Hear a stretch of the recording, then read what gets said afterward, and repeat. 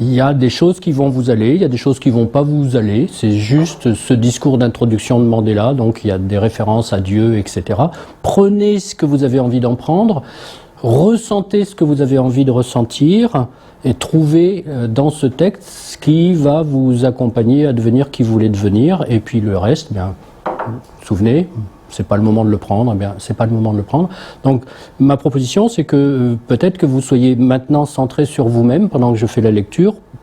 Pour qui ça peut convenir, peut-être de fermer les yeux pour mieux ressentir ce qui se passe à l'intérieur. C'est OK pour tout le monde? J'y vais. Notre peur la plus profonde n'est pas que nous ne soyons pas à la hauteur. Notre peur la plus profonde est que nous sommes puissants, au-delà de toute limite. C'est notre propre lumière et non notre obscurité qui nous effraie le plus. Nous nous demandons, qui suis-je, moi, pour être brillant, talentueux, merveilleux? En réalité, qui êtes-vous pour ne pas l'être? Vous êtes un enfant de Dieu. Vous restreindre ne rend pas service au monde.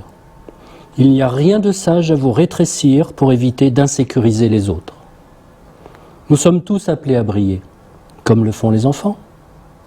Nous sommes nés pour rendre manifeste la gloire de Dieu qui est en nous. Elle ne se trouve pas seulement chez quelques élus, elle est en chacun de nous. Et au fur et à mesure que nous laissons briller notre propre lumière, nous donnons inconsciemment aux autres la permission d'en faire autant.